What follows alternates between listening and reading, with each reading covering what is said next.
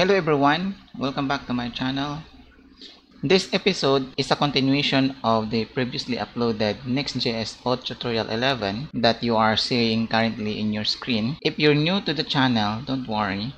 You can start from the very beginning by checking out the playlist, which includes all the previous videos. So, let's get started. I am now on my VS Code terminal, and let's type in here pnpm run dev to launch our local website. And now we are here in the localhost 3000. Let's click sign in button so that we will be redirected here in login form.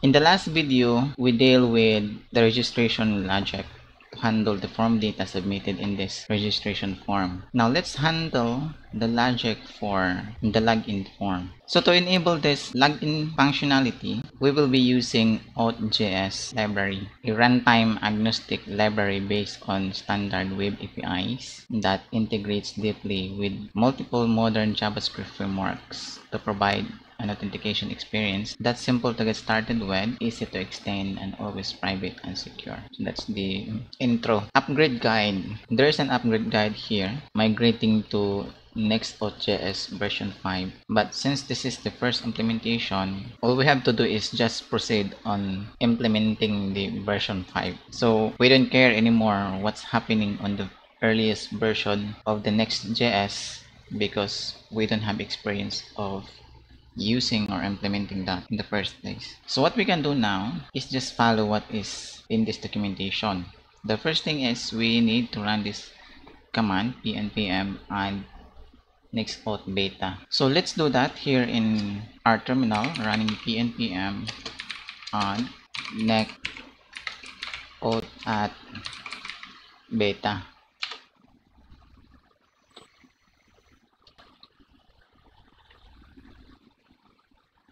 Alright, now that we have run that, let's verify the installation using get by typing get status. And we can see package.json was modified. Just ignore that. Get on -p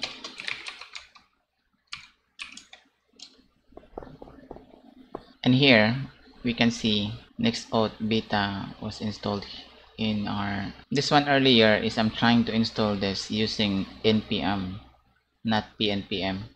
So when you install next-auth using npm, there is a caret symbol which indicates that version 5 and above, but using pnpm it is fixed to this one. So in this major rewrite of the nextauth package, it is emphasized the universal use of auth function. So when using this, we will just be using auth instead of this. Get server session, get session with auth is no longer needed. We don't have to worry about breaking changes because this is the first implementation of Auth.js. So let's proceed on this one, migration. Actually, we're not migrating, we're implementing. So here we can read, except that we're doing it in a new file in the root of the repository now. So let's create this in the root of our repository. And back in here in the terminal, let's just type touch auth.ts, and that will be created inside our root directory.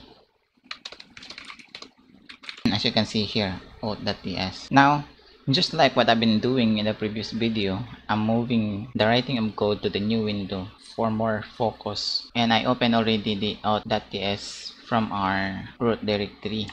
And back in the browser, we'll just copy these snippets here and paste that here in the file. The next thing is create this file inside app API auth and then this nextauth route.ts. But there's a problem because I created this auth.ts inside the root of the project.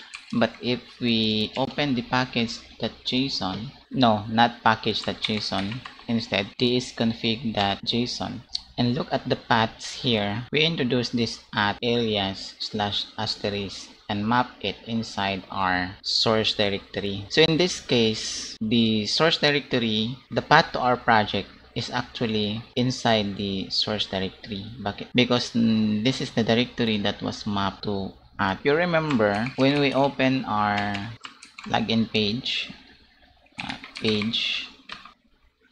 you can see here I'm using at components to target inside our source project to get the login form. So basically, when we use at to import a component from another file using at, when we hover in that at, you can see the tooltip. It says var next.js example my tutorial source. It is an absolute path up to the source directory. So therefore, if we use this auth.ts, since it is created inside my auth tutorial, Next.js will not able to locate this one, will not able to find because it is outside the absolute path to the source. So to solve that, we can move the auth.ts inside source directory. Let me also display our list of directories here using ls grep d. There you go. We have actions, data, node modules, Prisma public schemas, and src. Actually, we can see that here, right in the left. Actually, we can see this in our left panel. But the reason that I'm doing this because I'm going to move this schema, Prisma, data, and actions inside source because as we have seen earlier, when we type at, it will locate to the absolute path to the source directory. So I'm going to do is move -r this directories into source and do the same way the data, the Prisma, the schema,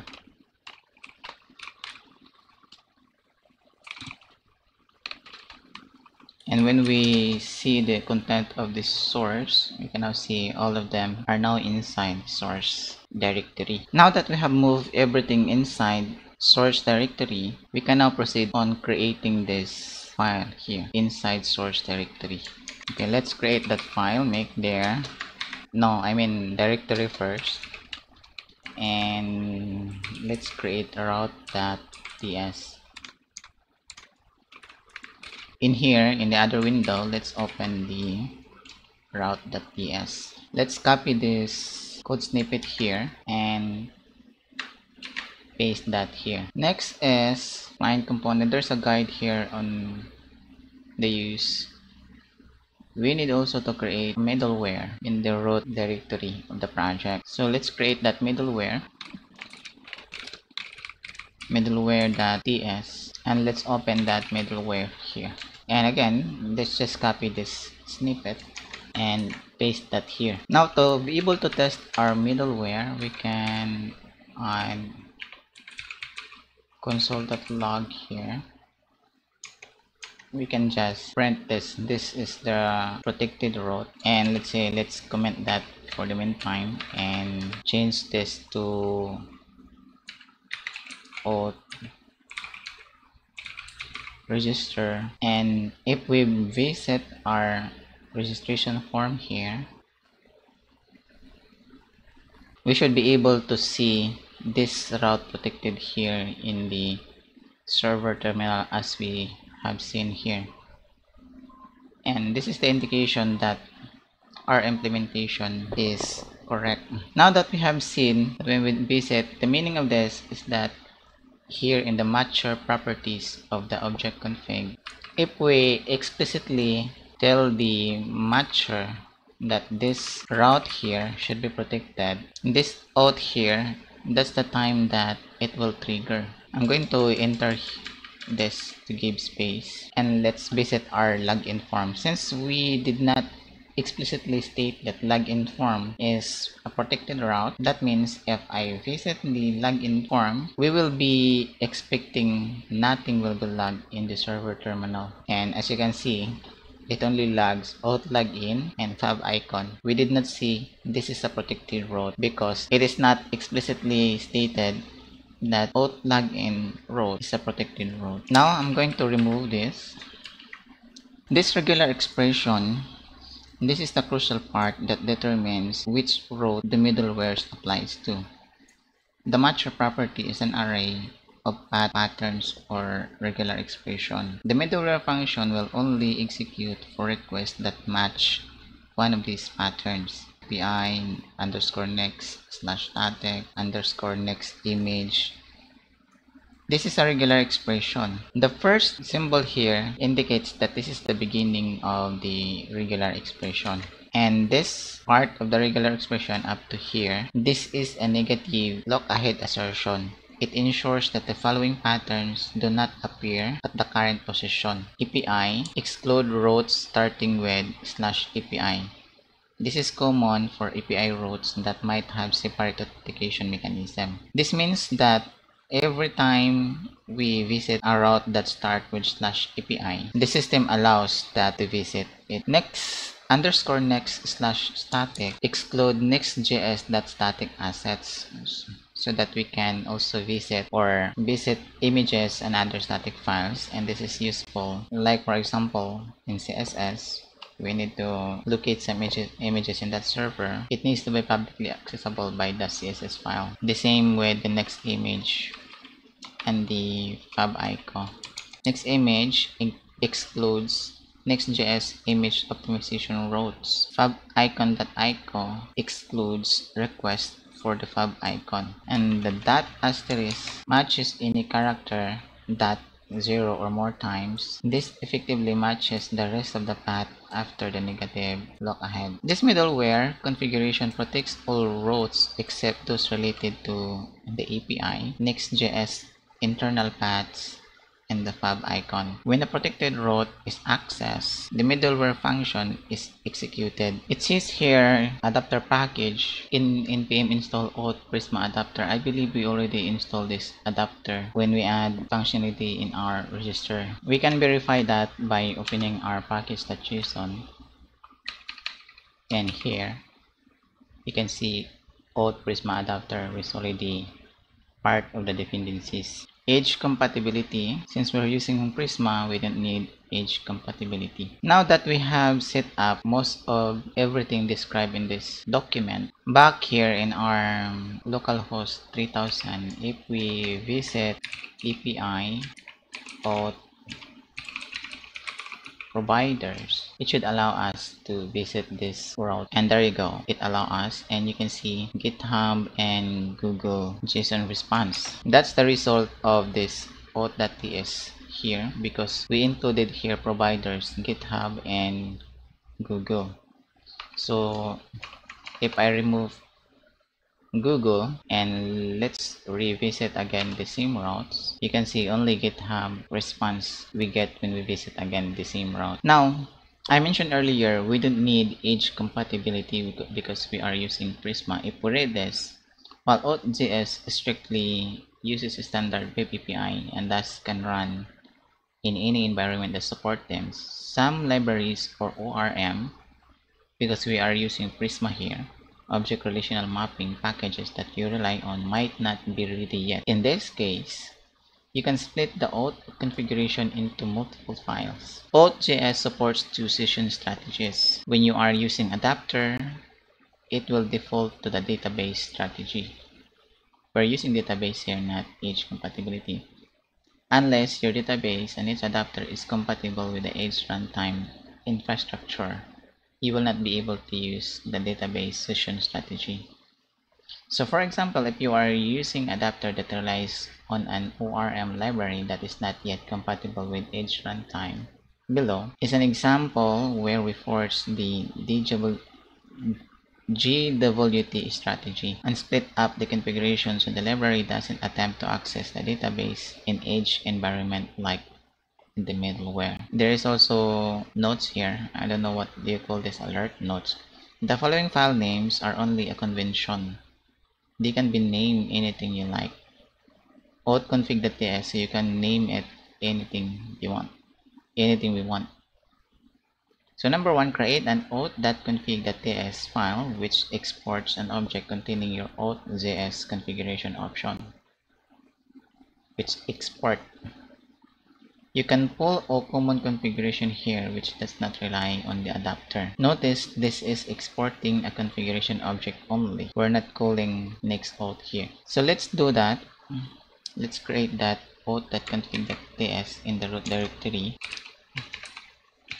Touch, it should be inside source,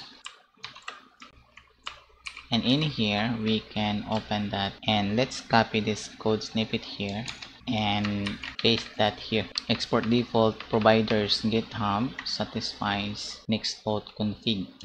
Next, create an OTS, which we already did, file, and add your adapter and GWT session strategy there. This is the OTS configuration file you will import from in the rest of your application other than in the middleware. So we have to add this auth config in our auth.ts. So let's go to auth.ts and let's import the auth config from auth.config.ts here. And next line is Prisma client. Remember that in our source lib db.ts we define this constant dv, which an object, an instance of Prisma client, and we preserve this new Prisma client in the global disk.prisma, so that every time the Next.js autoload, it will not always instantiate a new instance of Prisma client. I'm sorry, I'm talking earlier about the DB that we defined. I forgot to change the window. So this is what I'm talking about. Remember that we have this, we define this constant DB in the db.ts, which instantiate the new Prisma client and assign that to the DB, and DB is assigned to global Prisma if not in production. And every time the Next.js autoload something, instead of instantiating it again, it will just retrieve the already instantiated object and use it. Now back here in our middleware, now that we have this auth config, then we can now update our middleware. Let's define a constant here. Let's extract the out and then next auth from this one, the next auth, and use the next auth config, and be sure to import this next auth config, sorry, auth config. And this line here, this is not needed because we already imported out here. And from that changes, if we visit the register form and look at our terminal, we can see here that the middleware is still working. This is the protected route, and then it visited the auth register. I will be visiting the login again, and as you can see, there is a log again. This is the protected route, and then visited the login. Therefore, it's still working. And back here in our DB, I mentioned earlier that we have this constant DB that we have defined before. We need also to import that DB here from @leave.db, as well as the Prisma adapter from next auth Prisma adapter. And let's make some changes here. It should be auth Prisma adapter, and in here we need to add a new property adapter Prisma adapter and accept the DB instance. We need also to spread the config, and we no longer need this. Another thing is the session, which is the strategy GWT, and this is no longer needed. That changes comes from this one. So instead of doing this one constant Prisma, we just import the DB that we created previously, and here adapter, just like what we did earlier, and also the session strategy. Now in the middleware, earlier we did some changes in the middleware, which is kind of different from that. We import the auth from next auth config, and we already seen earlier that this is still working. Now in this function, we can now write our middleware logic. Now let's continue improving our middleware here. Let's remove this and let's define a constant next URL from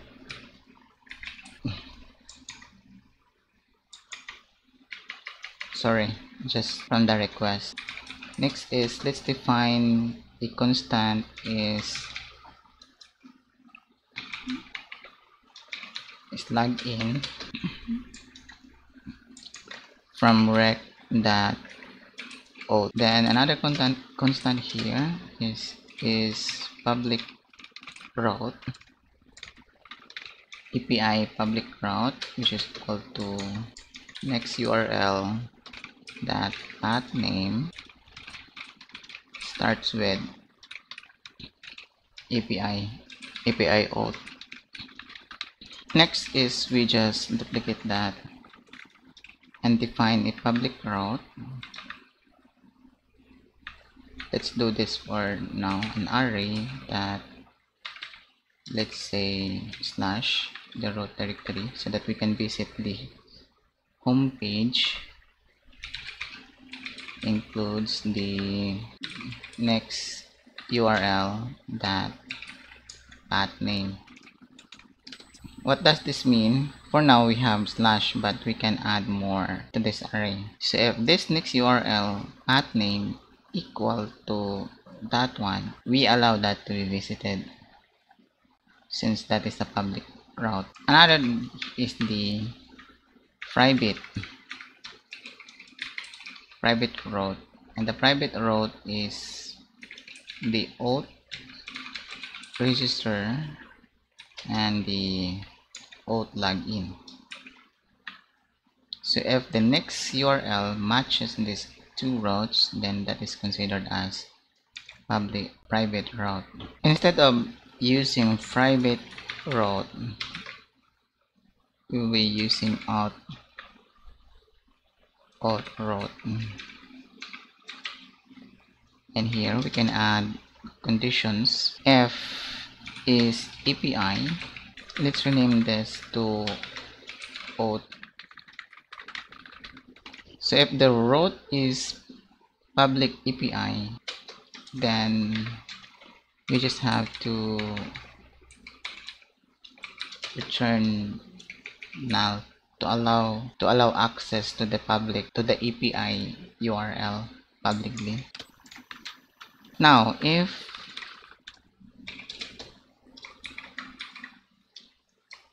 the URL includes in the auth route, by default we will be returning this to null for them to access if they are not logged in. We can also return null here by default if none of these conditions are true. But if the user is logged in, then return next response that redirect new URL to slash settings. We did not have yet this route. We will be defining this and pass in the rec that next URL. Just next URL. Then finally here we can use this is public route. So if the user is not logged in,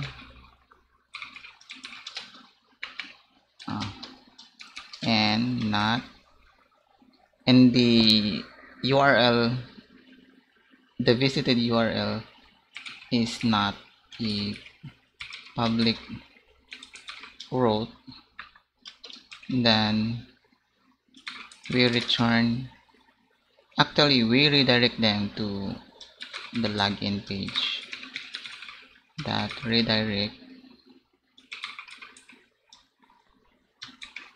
new URL slash auth slash login, and then pass in the second parameter next URL.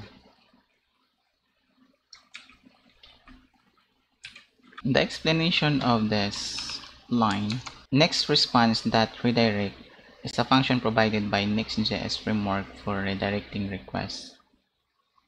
It creates a response object with the appropriate HTTP status code 307 by default for redirect and headers to perform redirection. The new URL, this creates a new URL object. The first argument is auth slash login, specifies the path to redirect the login page.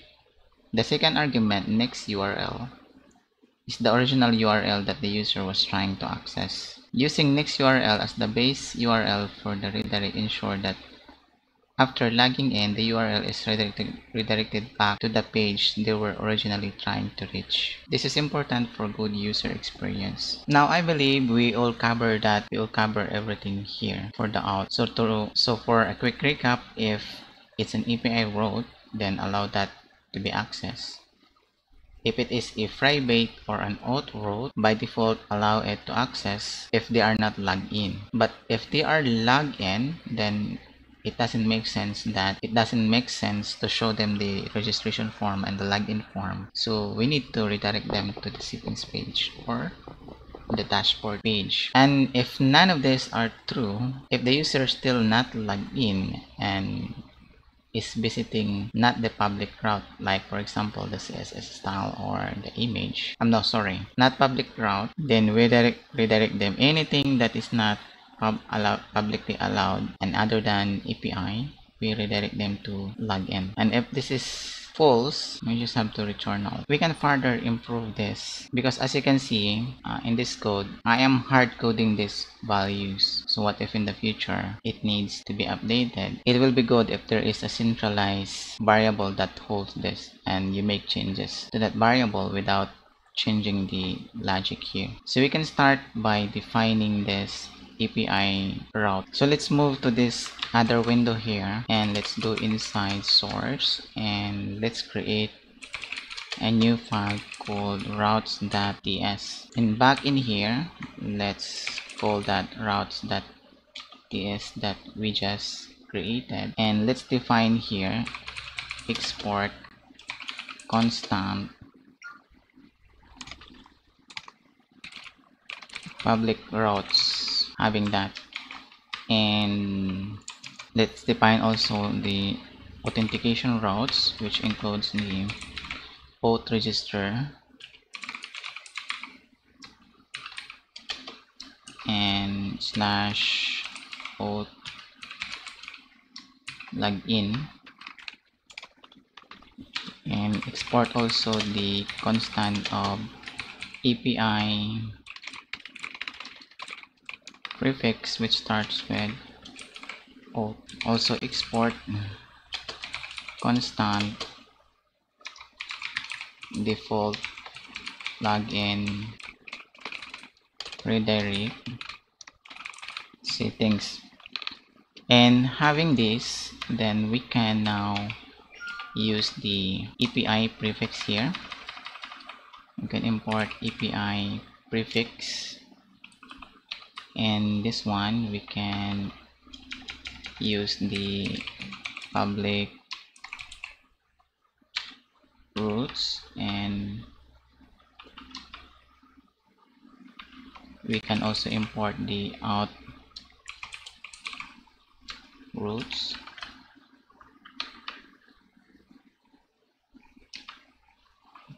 This one we import the default underscore login redirect, and all of that will be automatically imported here above API prefix, route, default login, and public routes. So when we update, then we just have update this value. Let's say we need to add some public routes, then we just update this array. The same way auth routes prefix, let's say we just have to use API, then we can do that here. Now if we hover this one, there is no information of what's the purpose of this public route, so we'll have to add some documentation. So this will be an array of public routes that do not require authentication at type string. Let's do the same here, an array of authentication routes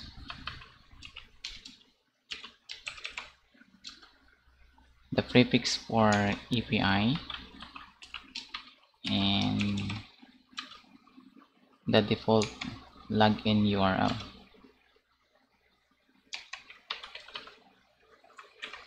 Now if we hover this one, then we have an information about this variable, an array of public routes that do not require authentication. The same here, an array. So great.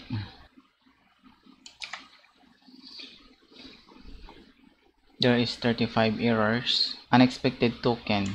Maybe not returning now, just return. It fixed the issue.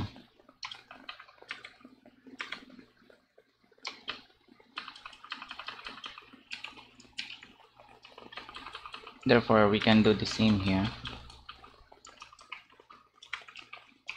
And as you can see, the error is gone even if I refresh this. And as you can see, right now we can visit the login and the registration form.